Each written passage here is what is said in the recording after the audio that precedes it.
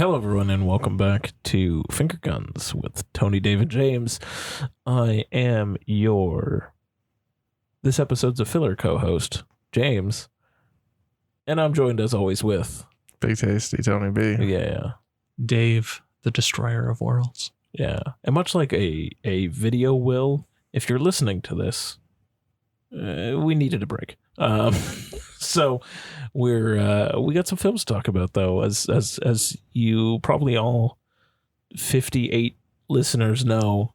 Last year we did a retrospective series where we just jumped back in time through a bunch of decades, and we focused on years ending with the number 2, and got to see quite a good slate of films. So we did. We're back this year. Years ending in 3. Mm-hmm. And we're going to start off with 1993. You guys all ready to talk about 3 little 93 movies? Starting a little late with these retro episodes. I know. You know, we had an unusually packed year with actual content that... Don't call it content. I don't like that word. Actual content. Actual episodes. Yes. We had actual things to talk about. We didn't just give up a couple times and be like, yeah, you know what? We're going to talk about movies from 1962 this week. We didn't look at the release calendar and go, no. Just no. Which, I don't know. Maybe that's bad for us. But everything I think we saw was pretty fun to talk about, at least. So Yeah. Anyway, let's get into 1993.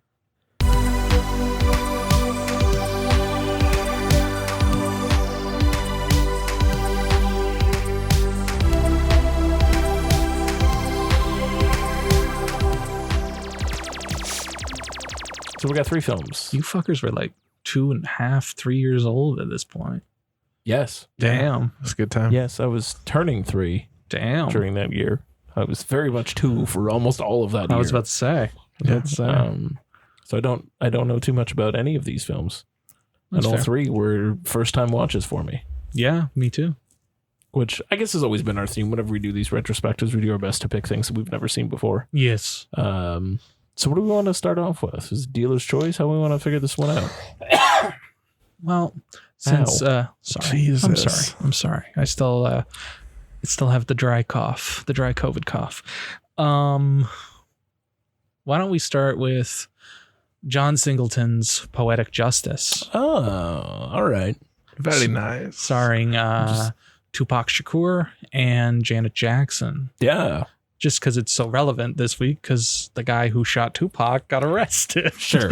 I mean, it's relevant. Allegedly. Allegedly. No, apparently he's been saying for like years that he's the guy who shot Tupac. I know what he's been doing, but until he's been proven guilty in a court of law, allegedly. All right. Because there's like some conspiracy theories that he's down in friggin' the Caribbean just living his life. I mean, that's my hope and dream.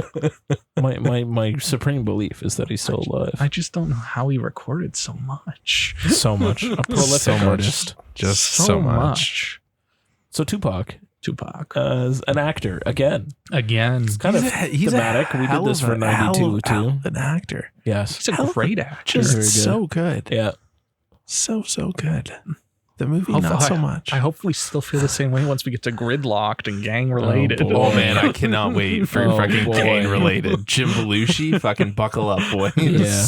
It's gonna be wild. It's gonna be a wild movie. Poetic sure. So it's basically a two-hander between Tupac and Janet Jackson. Yes, where they're correct. where they're traveling for most of the movie to some. They're going like to make a convention. No, they were going to make a drop. He's going to make a drop, but she's going to a convention or something. yeah. She's right? going to like a hair convention. A hair convention. in Oakland. Yeah. And Tupac's going to see his little cousin. Yes. Yes. And he has to make a drop of some sort. He's going to make a mail drop. Yeah. Because he's a mailman. He's a mailman. For some godly ass reason. And he works for the United States Postal Service. Yes. And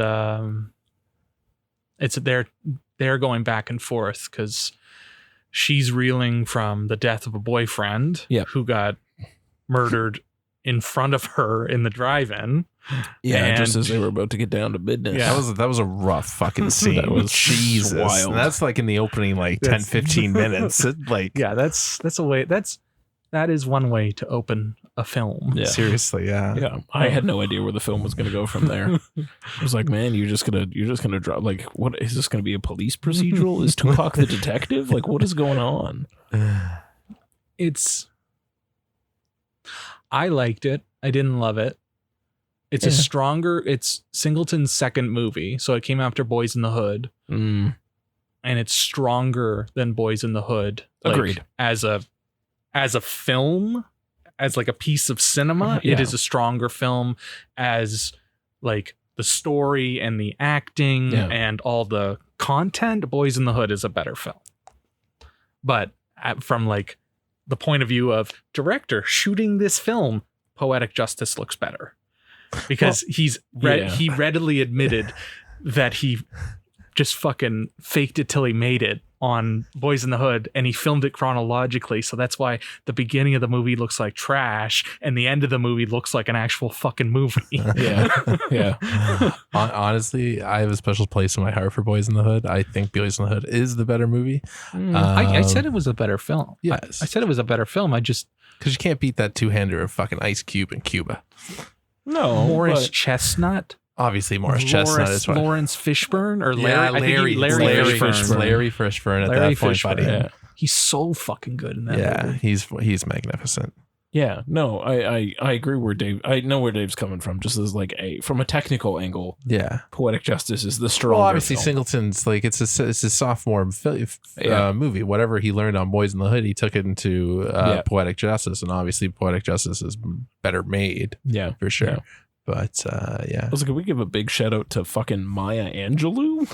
Oh yeah, that was wild. Yeah. I was like, what is this like legend of poetry doing at this country cookout? Like, what is happening?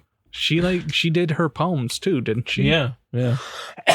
So I have two specific thoughts about this movie. Sure. And the first one is who runs the salon?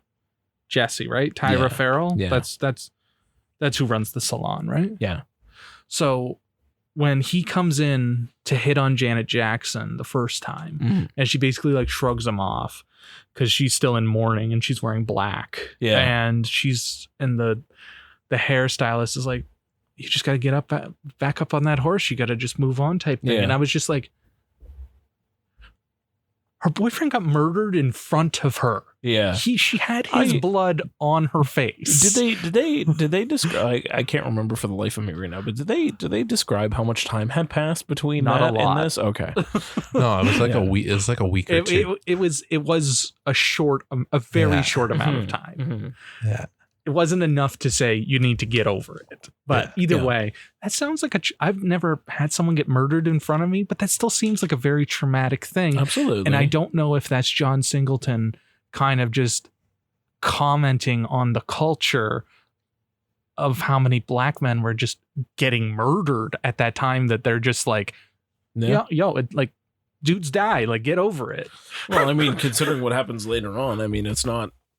And even during the film, where there was the gangbangers in the car sort of thing. Yeah. Like, there's definitely like a lot of things in there where it's like kind of pointing to that idea that like it just really struck me where I was just like, this is odd. Yeah. Yeah. And then like Tone Loc and fucking Tupac like arguing with the baby mom who's smoking crack. That was fucking and doing insane. the John. Hilarious. Or fucking the John in the back. Yeah. That was insane. I was like, what? Yeah. What?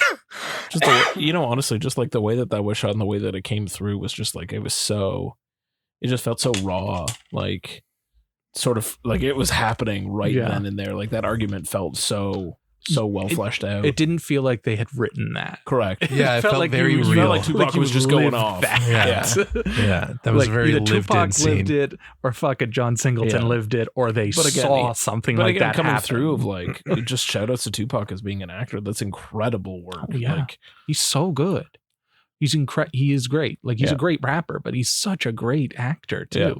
Especially like 30 years removed from it. Like holy shit. And then the other thing I wanted to mention, just because I I don't know why it's there, and I think this kind of speaks to what you guys probably have an issue with on this movie. Where is it? The guy from he's in Do the Right Thing, and he's I'm assuming he's like a gay barber in the movie. Oh, this guy keeps showing up in all the Spike Lee movies, or the earlier Spike Lee movies. Yeah. That's who I thought you were talking about originally. Okay, so that guy, he gets a call. Yeah. And it's just silence, and they're just looking at each other. And I know it, like, I'm assuming they're going for AIDS. Yeah. But they don't really address it. And it's like, why the fuck is this here? Why is this scene in the movie if it has nothing to do with the rest of the movie? Very true. Yeah, it just felt like a C or D plot that was happening. Of just like, but it never had any sort of payoff because they never directly addressed it. They just not at all let it exist. And it's like, I get that kind of idea of going for that more like, hey, I'm just filming real life happening. Things are going down. And like, this guy, got bad news. But also it was kind of like you couldn't just directly come out and say it. It serves no point. Like you literally you lift that scene out and it serves no greater purpose, right? Because they didn't do anything. It doesn't get worse without it. No, it doesn't get better or get worse. His name's Roger Guenveur Smith. Right. Yeah, that's him. He's in Do the Right Thing. He's in Dope, King of New York, Deep Cover, He Got Game, Son of Sam. Yeah. Chirac. So Spike Lee's boy. Yeah. He like that scene, right? That scene happens fairly early in the movie, and I remember watching the movie and being like, "Are we ever going to come back to this? Like, what was the point of this?" And you get like towards the end, and you realize that nothing's going to come of this scene. Nothing is going to come. Well, what the fuck? They have a couple moments where he's like definitely more on edge, or definitely, but it's just like, but what is this he going like comes for? back, and it's basically that bit from The Room where she's like, came back, got the test results, definitely breast cancer, and then they don't. We never then you never hear about it again. Don't you guys have locks on your doors? Don't your breasts have cancer? Like what? Yeah. It's very weird. It's just an odd thing, and I was like, why is this here? There's a couple of bits. Yeah, that one was the most like. Specific one, but there's also like it's just like if it's a two-hander, let it be a two-hander. Why are you putting all this other bullshit stuff that's here? going on around it? Yeah, what is all this bullshit? And I know, like I read up on it later, and there was supposed to be a I don't know if it's true or not, or if it was just a rumor. There was supposed to be a love scene between Janet Jackson and Tupac. It's like where they're like looking at the ocean. And they're like sitting together and they start making out. Yeah.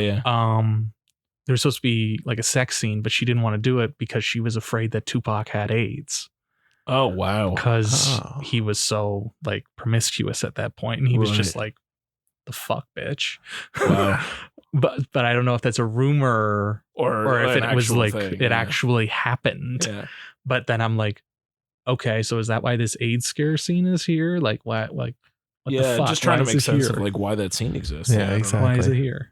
Because the rest of the movie is literally that's just them, just her poetry and them talking, and then occasionally fucking Regina King, occasionally being wacky, being Regina King, and who's the fucking dude? I'm glad she's never changed. No, she's always just been consistent like that. Because like when I think of Regina King, like I think Scary Movie immediately, right? But it's nice that like you go back into her earlier stuff, and it's just the same. It's the same role, man. I think of her in If Beale Street Could Talk.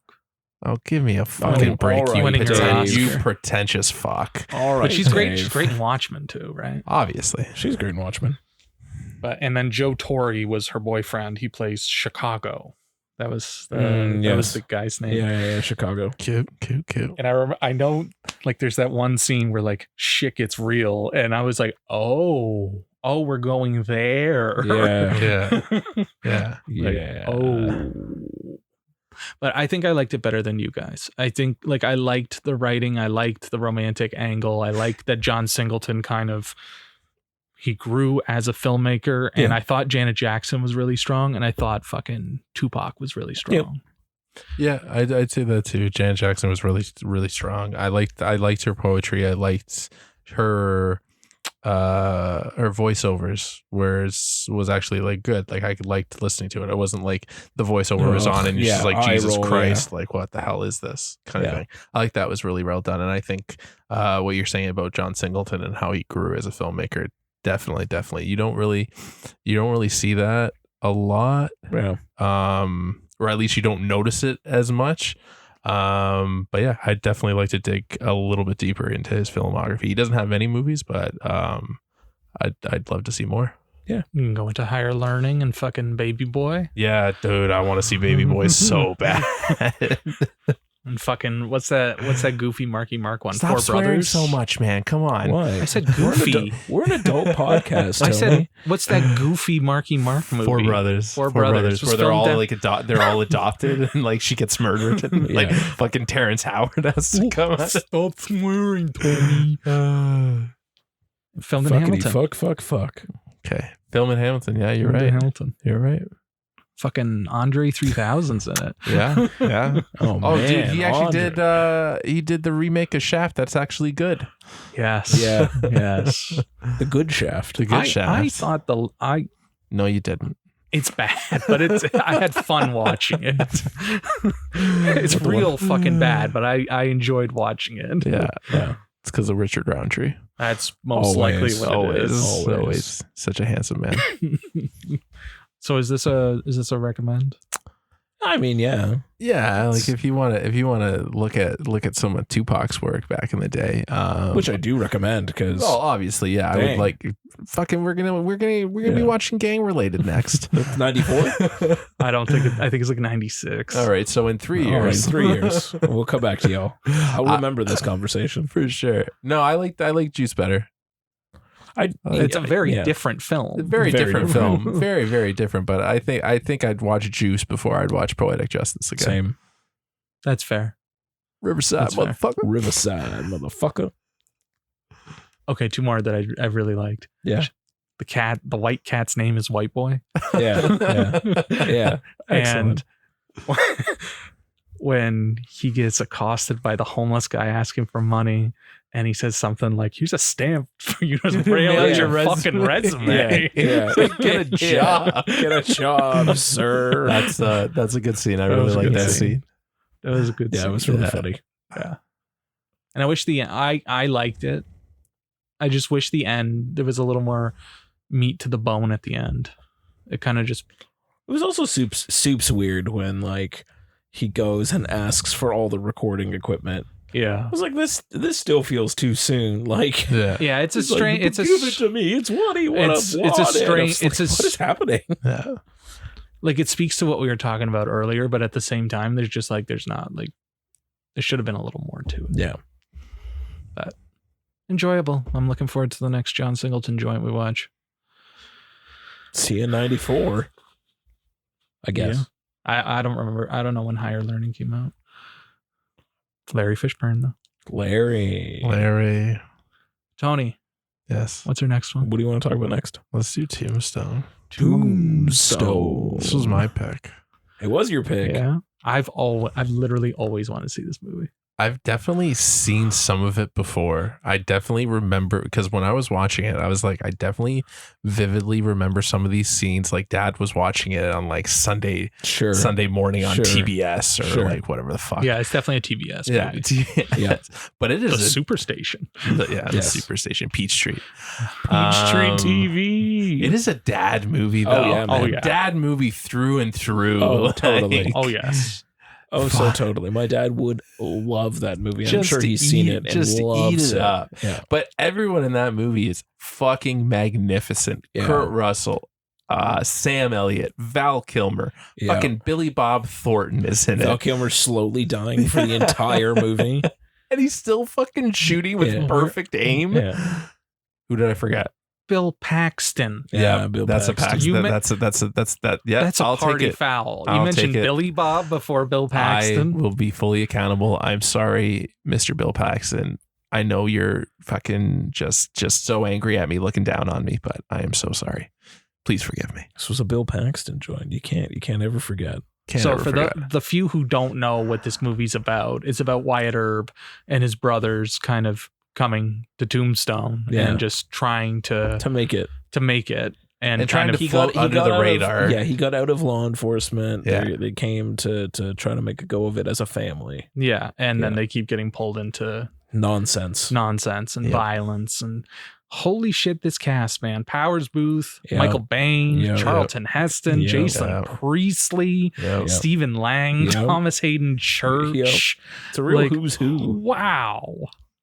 It's a lot of Michael. Look, that guy. Look. Michael Rooker. Yeah, Rooker is great in it too. Oh man. Like Jesus. Billy Zane. Yeah, Billy Zane was in it too. Yeah. Billy fucking Zane. Okay, but I need to Corbett. Yeah, John Corbett too. He was a piece of shit. Buck Taylor. All right, Dave. All right, enough.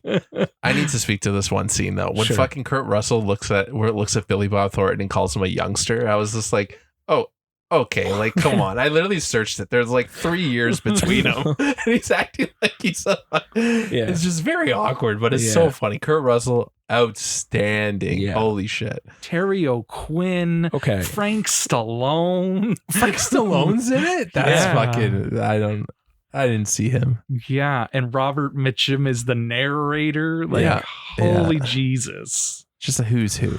It's wild. But this is like Val Kilmer's finest hour. Yeah. Oh, like, yeah. He's he's so fucking good as Doc Holliday. He's like, so good. So how the hell are you? Good. I'm Huckleberry. He's so fucking good in it. Yeah. And go. No, you first. I really like that if this movie was made today, there would have been like a 20-minute interlude at the beginning, kind of setting everything up. Yeah. And there's like faked old timey footage with Robert Mitchum talking over it. And then the movie like they're already in Tombstone. They're already getting shit done. Yeah. Yeah. Yeah. Like I like that. I like that. Yeah. That fucking concise, getting to the point. Yeah. I like that, it was based on like a real person and like real shit that happened. Like it's nuts. Yeah. Yeah. Tombstone was wild. Kevin Costner made a movie called Wyatt Earp. Yeah. Which was a lot more in depth and was like 3.5 hours long. And no one saw it. Actually, I saw Wyatt Earp before I saw Tombstone. Oh dear. It's if I remember right, it's a better made film. Sure. And it's stronger story wise. Yeah. Because there's more to it's 3.5 hours. So there's more to it. Versus this one that's just kind of like whiz bang fucking dad movie you put on TBS on Sunday morning, like Tony said. But it doesn't waste any time. Like I was never bored during Tombstone. It kept going, and like the action scenes and some of the action sequences were fucking outstanding. The OK Corral scene's awesome. Yeah, escalated and the tension. There's the one scene with Powers Booth in the R.I.P. Yes, in the saloon, and it's fucking intense. Yeah. And just like you're like on the edge of your seat. And fucking Michael Biehn, like where the fuck has he been? Yeah. I need him back in my life. Absolutely. Fuck. He was good. I liked towards the end where it's just like you get that moment where Kurt Russell's just like, you know what, I've had enough. Yeah. And they literally just go I'm done. One after the other, just fucking pegging everyone off one by one. That was vicious. It was so vicious and so violent too.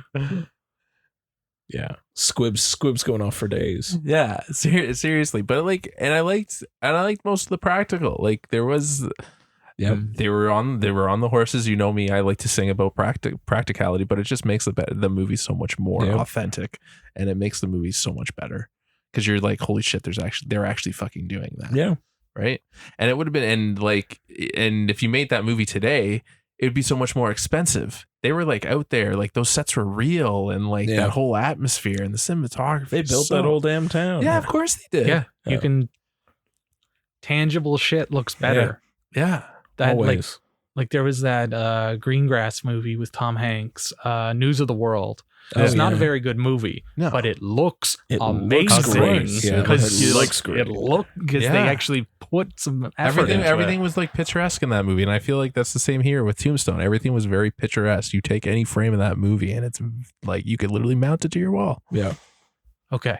I know we're gonna put him on. I know we're gonna put Sam Elliott on the pedestal, but who had the best mustache? There was a lot of stash in this movie. I think a close second would be Kurt Russell. Obviously, the GOAT, fucking the man himself, Sam Elliott. Good. Sam Elliott takes the cake. Did he ever? I only know Sam Elliott as that that image. He's been 56 for 20,000 years. Like legit. Like I think of him in Roadhouse, and then I look at him in there. Like there's no difference. Maybe like a haircut. Yeah. He's in Mask with Cher and Eric Stoltz, and he's like a heartthrob, like biker dude. Yeah, wow. And it's wacky to see him there, and then you're like, oh, all right. As soon as he showed up, I just a smile, just picking shit, man. Yeah. Like I could literally watch that man forever. Just read me a bedtime story, please. Yeah, his voice is incredible. You gotta cuss so much. But even what the fuck are you talking about? even Bill Paxton. Bill Paxton gives an incredible friggin' performance, like very commanding performance as well. Like they're all the three of them are all good. Four of them. I'm not. Don't you speak ill of Val? Val's not one of the brothers. That's okay, fine. That's true. Well, he basically is. But the three of them and how they work off together, and then you add Val Kilmer in that, like it's oozing with chemistry. It's like almost like it's not even, like they're not even trying. It's like it was always there. It's just like the boys are together, right? Yeah. Val looking like a fucking ghost by the end. Literally, just you can just see him just deteriorating by the end. But he's so good, at it. Easily, like his best performance. Easily, yeah. Like short of fucking like The Saint and fucking Top Secret and Island of Dr. Moreau. Like let's Top Gun. Come on. I wasn't gonna mention Top Gun because Maverick. Top Gun's pretty top tier, and Top Gun Maverick. He has like one of the best scenes in that movie. Yeah. But yeah, I thought I had always heard that he was so good in this. And then like watching him, I was like, okay, I get it. Yeah. Even that scene at the end in the hospital when Kurt Russell when his character goes to see him again one last time, that little like two-hander scene, like you can't teach that. It's so much. No, it's so emotional. Like I brought a tear to my eye because like he was just doing so well. Yeah. And fucking the Kurt Russell of it all. Well, yeah, obviously. Yeah. I need more Kurt Russell in my life. Yeah, I need tons of Kurt Russell. There's nearly not enough Kurt Russell. I am so stoked for that Godzilla TV show with him and Wyatt Russell. Sure. Oh yeah, it's gonna be so good. But yeah, I was really stoked to finally see this movie, and it did not disappoint. Yeah. I fucking loved it. I thought it was a little long, but it gets a little, but again, I was never bored. I wasn't bored either. It picks itself up. It's like you have this look, you're like, I don't know where this is going. You're kind of in the middle, like, and then it just turns on a dime and becomes a full revenge film for the rest of it. And it's like, okay, yeah, I'm hooked. Let's go. Literally. Get the fuck up. But like I like how it was just like a zany cast of characters, and it was like all like these guys at like the starting points of their careers. Yeah. And it's like, oh my God, they look like babies, man. Yeah. Like Thomas Hayden Church, like he was in it for a very short time, but like he was pretty fucking memorable. Well, yeah. And Charlton Heston at the end of his career. Yeah. For a very, very brief scene. Right? Robert Mitchum, man. Yeah. Fucking narrating shit. That was good. It was good shit. Yeah, it was. Good shit. That's a big recommend. But a huge recommend on my end. Isn't the credits just them walking? Yeah. Yep. That's just fucking amazing, right? Yep. So good, so like good. I think it speaks to the film that's the credits scene, and you're just if I was in the theater, I would just still sit there and watch it. Yeah, very much a product of his time. Like they don't make westerns like that anymore. No. It's a damn shame. Do they make westerns anymore? They should. Outside of hit and miss. Yeah, outside of like Yellowstone, more like modern westerns. Like I would say, like a modern western, like in that like Hell or High Water. I was about to say Hell or High Water, that kind of thing. That's like the closest I'd say we've gotten to like a western. I wouldn't even say it's a western. It's not. That's why I said modern western kind of thing. Yeah, right. Wild Wild West, I think, killed a lot of the good juju on that one. Yeah, let's not talk about that one. There was the True Grit remake. Oh, yeah. Cogburn. Yeah, I haven't seen that since. LaBeouf. Is it good? I don't remember it. I remember it being solid, but eh. Yeah. I just remember it being very long. Yeah, I watched it when it first came out. I guess because it was up for like awards, wasn't it? It was up for Best Picture. Yeah, I remember seeing it in the theater, and that was it. Yeah, I don't remember anything about it. I have the poster. I remember more about Passchendaele than I do about True Grit. Oh, I do love Passchendaele. Yeah, you do. Yeah. Wait, you love foreign in you? love Passchendaele? No, me and I love that me and James went to see it. I was gonna say I have Passchendaele on Blu-ray. You shouldn't. It was good. I liked it. What are you talking about? Except for that sex scene when they're like having sex and like the bombs are going off behind them, and it's all like fucking put something foreign inside. Some foreign matter inside. Some foreign matter. Yeah, fucking nuts. That was one of two films that we saw at that theater that I distinctly remember. The other one was Frost Nixon. Did we see The Reader there too? Oh, we did see The Reader. Man, we saw The Reader. Time. Who saw the? I saw The Reader with you. Was it at that theater? Which theater are we talking about? Mississauga. Is it the one where it's like in the middle of Mississauga and Oakville? Yeah, that one. Yeah, that one. We might have. I don't remember. I saw the Raid 2 there, and we saw Mamma Mia there. We did see Mamma Mia there. A lot of random movies at that theater. Yeah, but I do remember Frost Nixon. Yeah, we saw. I want to watch Frost Nixon again. Nobody admits that they want to watch Frost Nixon again. Fucking what's his name is so good in that movie. Oh, I agree. Frank Langella. Frank Langella is great in it. And fucking Michael Sheen, Sam Rockwell. True. Come on now. Sam Rockwell's in that movie. Yeah. God damn, Sam Rockwell. But I digress. We're talking about Tombstone. Yeah. Well, I feel like we were almost done talking about Tombstone, but yes, you're correct. Yeah. So got off track. Huge recommend on my end. Yes, big. Yes. If you have not seen Tombstone, big ups to Tombstone. you really need to see Tombstone. Definitely. And I also want to ask more people, how the hell are you? In that specific way. That specific way. And also I want people to use rollin' as a way to describe how they're feeling. Wyatt, I am rolling. What does it mean?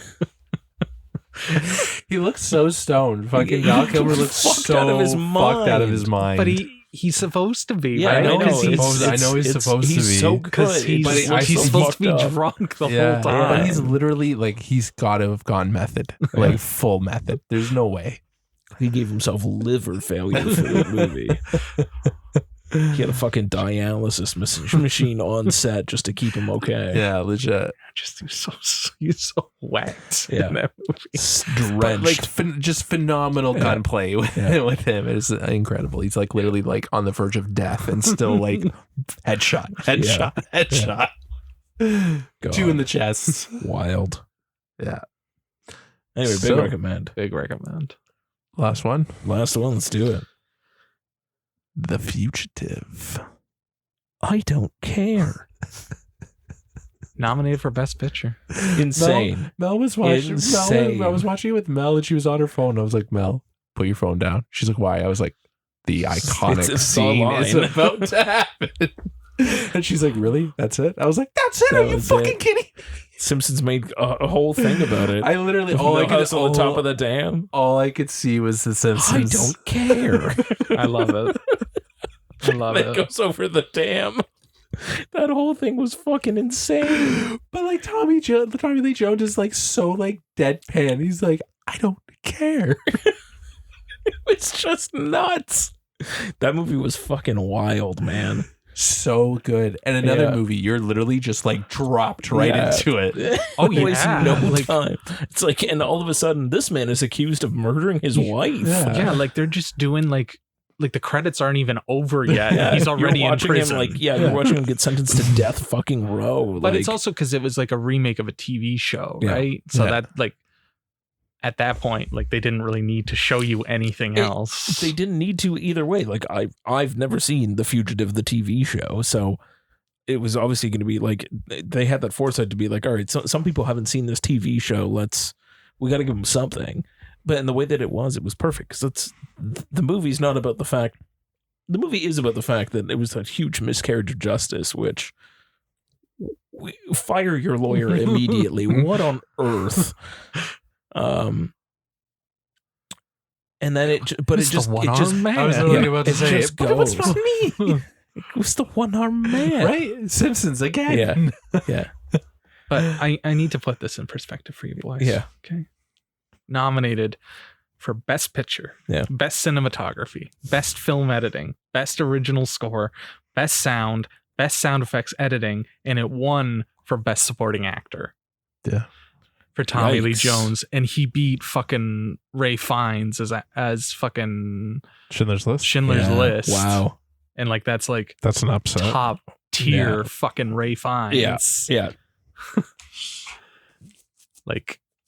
like holy, but yeah, like watching, I always thought that was really weird that Tommy Lee Jones won, but like watching him in it, like he's very good. He's so good. He commands it, man. He commands it. But he's one of those actors that to me, it's always been like, oh, that's Tommy Lee Jones. You know what I mean? Like he doesn't fade into his characters in any way for me. It's always just like, it's Tommy Lee Jones. You just wait for Finest Kind, man. You just wait for Finest Kind. I cannot wait to watch that movie with you again. We're drinking. I want you to know. I'm very excited. I am buying a bottle of Jameson. Very excited, and we're gonna drink the whole bottle by the end of the movie. Yeah, but you know, to that point though, of like it to me, Tommy Lee Jones has always been that way. I haven't seen a Tommy Lee Jones films that haven't been like, that's Tommy Lee Jones. Whereas Ray Fiennes in Schindler's List was just like, I wasn't like, oh, that's Ray Fiennes. Like it was like, oh shit, like he's a Nazi. Like this is fucked up. Yeah. So that's wild that Tommy Lee Jones basically being Tommy Lee Jones won. Yeah, that's fair. Well, Ray Fiennes was also at the beginning of his career. Tommy Lee Jones was already a seasoned veteran at that point. But yeah. But nothing will, you know, even that all said, the fact that line is still quotable 30 years later. Yeah. And we're still sitting here laughing our heads off about it because the delivery is so insane. Yeah. That like credit to him. That's legendary work. And like Harrison Ford, like he doesn't say much in this movie. No, he doesn't. But he's very, very good. Yeah. He was really well done. And like the score, incredible. The editing. The editing was very good. Sound. The train sequence. The train scene. The train scene is so fucking good. Yeah, some of it looks a little shitty, but you like almost forgive it because how so intense it is, man.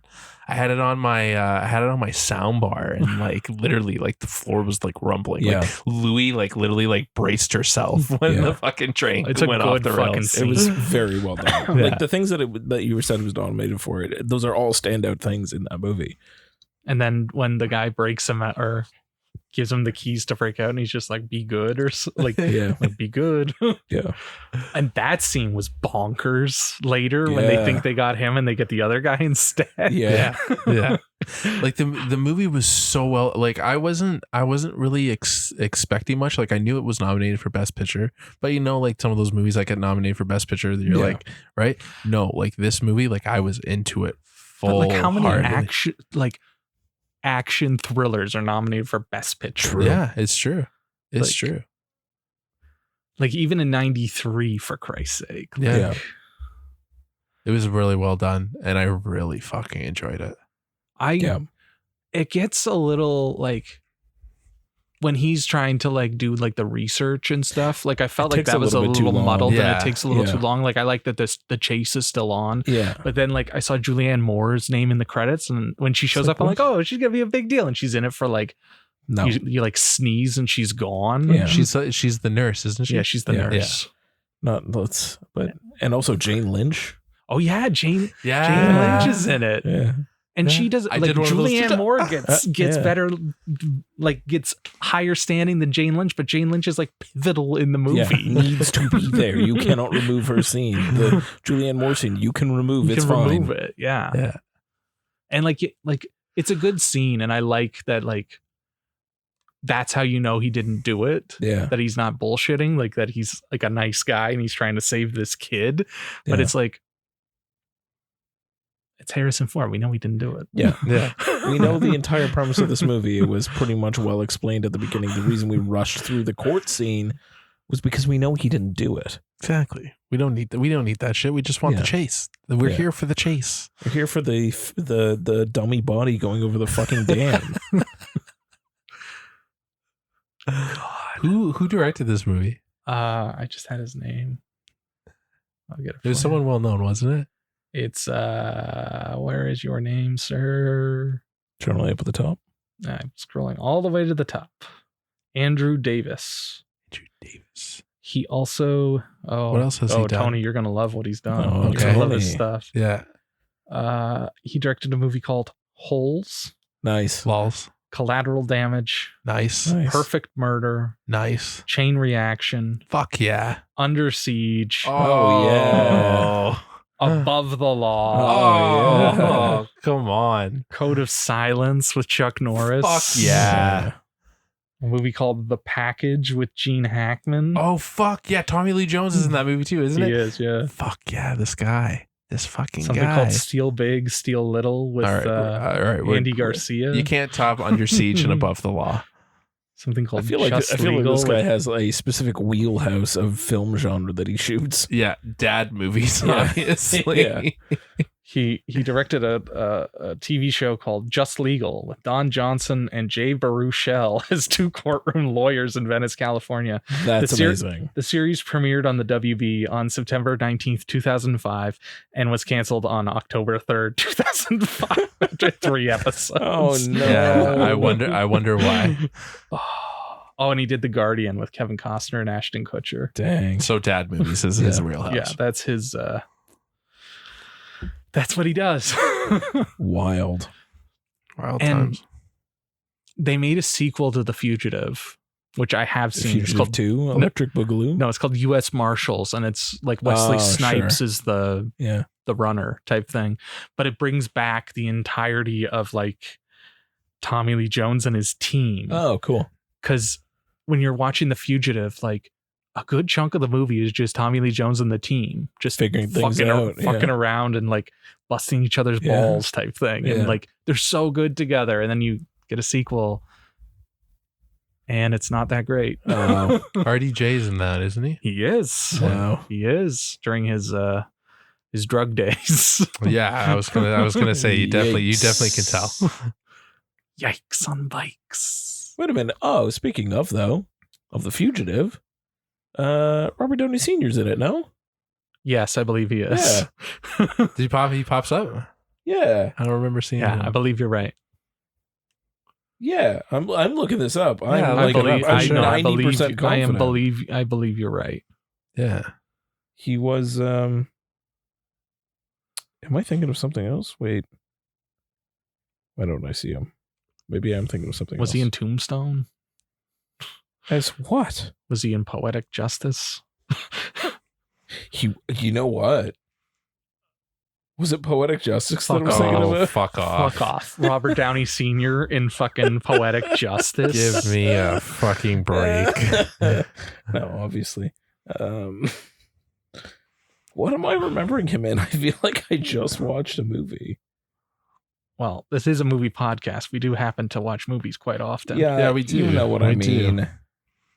Okay, I can assure you guys, Robert Downey Sr. was not in Poetic Justice. Fucking, that's what I was thinking about. It was To Live and Die in L.A. Oh, okay. I was getting two things conflated. Oh, yeah, he is in that. Yeah. Good film. Well, he was in a film called Tales of the City, and it was a miniseries in '93. Oh, good for him. He's in Boogie Nights and Magnolia. Wow. What is he in Boogie Nights? Probably one of the porn directors. His name's Bert. Bert. And he's WDKK show director in Magnolia. Cool. He's in Tower Heist? Why? So, anyways, The Fugitive. The Fugitive. But yeah, like, it's another one I've always wanted to see, and it didn't let me down. Yeah. No, it didn't let me down. It didn't let me down. It was just fucking like pedal to the metal. The main scene does not disappoint. It is excellent. The whole rest of the movie is great, and it keeps you on your edge the entire time. Is you obviously know your Harrison Ford's innocent, but it's like, is he gonna figure out who did it? Is he gonna find the one-armed man? Like, is it gonna all come together and you're on the edge of the seat for is Tommy Lee Jones gonna believe him in the end? And it all does come together quite nicely. It's great and tense the entire time. I can't get over that it competed for Best Picture against Schindler's List. Yeah, well, look, seriously. Dave, some things had to compete for Best Picture against Schindler's List. But I just can't. They couldn't have just been Schindler's List 5 times in the category. That's so true. Maybe they could have. Who knows? I just appreciated when I was watching The Fugitive, just laughing like a hyena at like all the things that I'm picking out from The Simpsons. Yeah. Like, and Melissa's like, "Why are you laughing?" And I was just like, "How many times they've referenced that movie?" Right? Like, and it's like when it was like the one-armed man scene. I was just like, "Oh my god!" That's what it's from. So fucking weird. Like, oh, like the other ones that were nominated that year: In the Name of the Father, The Piano, and The Remains of the Day. The fuck is The Remains of the Day? Nothing. Okay, sounds good. Literally, it has Anthony Hopkins and Emma Thompson in it. Of fucking course, it was nominated for Best Picture. It's a Merchant Ivory movie. You say that like I'm supposed to know what that is. I know a lot of dumb shit. That like, how the hell do I know that? But what the fuck, Dave? Call Me by Your Name is a Merchant Ivory movie. They're like they have a certain look to them, Tony. Okay. Okay. I'll take your word for it. It's a lot of peaches. Yeah, a lot of peaches. Light cannibalism. Yeah, I guess. Yeah, big recommend though on The Fugitive. Yeah. Jesus. For sure. Go watch something that's that intense. Like, be prepared to pucker up the entire time. Can we like bring back like the action thriller? Like like the 90s just made, and I would say the 80s too. The action thrillers were like fucking on point. We need to bring those back. Yeah. Our action thrillers now are John Wick and superhero movies. Indeed. Yeah. Well. And Kill. Yeah. Yeah. God, I want to see Kill. And Expendables 4. No. No. Sorry. No. I'll take John Wick and Kill. Leave the rest. But some solid recommends all around, I think. Yeah. I think we had it was a really good picks for that decade. Yeah. I think we did really well. Hopefully 83 is just as good. Oh man. I mean, we'll definitely be recording that one for sure. At what point do we do the aughts? Like 2003 or... Is there stuff you really want to see from 2003 that you haven't seen? No, probably not. I think that's the problem. It's too recent. We've seen them all. We need to dive back into the crypt. Like, are we gonna go to like 2013? Watch Captain Phillips again? No. Well, maybe. I haven't seen it in a long time. No, it's fine. We can work backwards. Look at me. I'm the captain now. Yes. Oh man, we got Mystic River. We got Mystic River. I haven't seen that in forever. I haven't seen The Last Samurai in so long. Cold Mountain. I saw that theatrically. Tears of the Sun. Oh man. Tears of the Sun, really? It's a Bruce Willis movie. I know what it is. Oh, Once Upon a Time in Mexico. Oh, Basic with John Travolta and Sam Jackson. Bulletproof Monk Bulletproof Monk. Yep. You got Charlie's Angels Full Throttle. Oh, is that the year The Rundown came out? Yep. You got Old Boy. Ooh. Okay. Oh, see. All right, so maybe we will do 2003. See, there's a winner.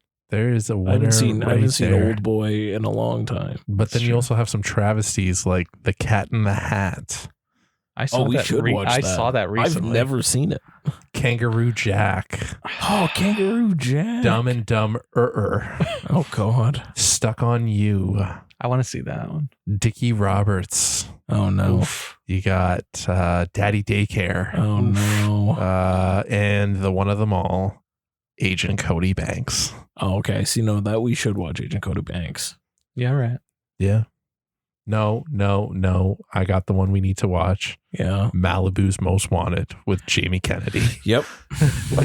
That's a big win. That is a big win. Honestly, I think if we are doing like the early odds, can we do Seabiscuit too? Maybe. I was gonna say we should do those like real trash fucking movies that were coming out during those early odds. Those weird Malibu's Most Wanted. Yeah. House of the Dead. Yeah. Oh my God. House of the Dead. Real schlock. Real pieces garbo. of shit. Maybe we can find a gold turd in that pile of shit. The fucking 2000s, from 2000 to 2009, I just love the movies that were coming out because they were all the fucking same. It's all the same. It's the same fucking thing, just rinsed and repeated over and over. That's what happened in the 80s and the 90s too. Yeah, but the movies were actually good. When did Freddy Got Fingered come out? 2001. Damn it, we missed it. We missed it on Disney Plus. I'm aware. Fuck off, really? Yeah, Jesus. I've never seen it. I've always wanted to. It's absolutely great. Horrid. Well, I watched Charlie's Angels recently, and he was really bad in that. Yeah. The Chad. Yeah, the Chad. Oh my God, the Chad. The Chad was great. So bad. It's so bad. Why did we let him be a thing, guys? Why did we let him be a thing? Honestly, Road Trip is still like holds a special place in my heart. Yeah, but that's only because he's only like in it for 5 minutes. Yeah, true. And he gets his hand bitten by the snake. Yeah. Well, don't forget he fucking puts a mouse in his mouth too. The other day I was have you guys used the I know we're getting way off track and we'll wrap this up in a minute, but anecdotally, have you guys used the Spotify DJ? No. I know what it is. Yeah, do you know what it is? No. All right, they built an AI powered thing that basically like takes your tastes and preferences and like curates basically a radio channel, but there's like an AI powered DJ that like narrates in between. Yeah. That like tells you like a fun fact about the upcoming song or whatever. Yeah. That sounds fun. I think I would have that. It's dope, and it's a cool way of. I'm super against AI, but like that sounds dope. That to me though, that seems like a way of like. This feels like a good application for it. Like, it's not like Spotify was going to have anything else going for it. So sure, this seems kind of fun. And the nice thing about it is it's like, if your music tastes are kind of eclectic and all over the place, so is this curated sort of lineup, which is great. Yeah, like, that's speaking nice. to my language for sure. So one of the times it was like, all right, we're gonna do some since you like sort of early 2000s like screamo rock anthems, we're gonna play some songs you haven't heard in a while or something. And one of them was Scotty Doesn't Know. And I was like, I cranked it immediately. That is love amazing. that song unironically so much, but also all I can picture is fucking Matt Damon fucking licking the shit out of a microphone and just with his bald head and piercings. I watched that recently too. You watched Europe Trip recently? It's fucking magical. It's a bad movie. It's bad. Oh no, it is perfect. It's bad. No, it's bad. No, Dave. It is really perfectly bad. It's real bad. It's bad. I know it's bad, but it is another movie that holds a special place in my heart. It's a fun movie. It's fun, and yeah, Scotty Doesn't Know is it's a banger. It's above banger. Yeah, it's like above. It's everything. It elevates that movie. Yeah, so much. That song is above that movie station. Yeah. That movie's punching above its weight class. I really love this fact. I know it's useless to you guys, but his buddy, I can't remember what his name is, not Scotty, but like his like, you know, the horny best friend. Yeah. He goes on to star in a show called Justified with Timmy Oliphant. And he plays a sharpshooter, like a grizzled like fucking sharpshooter. Yeah. And I'm like, dude, man, I just see you in Eurotrip. Can't see you in any other way. I can't see you any other way, Yeah. man. He's being all serious and everything. I was like, dude, just shut the fuck up. Wild.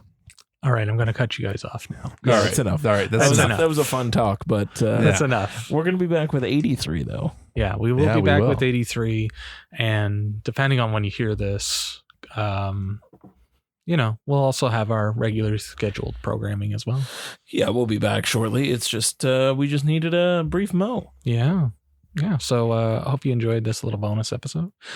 And I am Dave, the Destroyer of Worlds. We're here with Big Tasty Tony B and Jimmy. Yeah, and we'll see you soon. Bye. Farewell.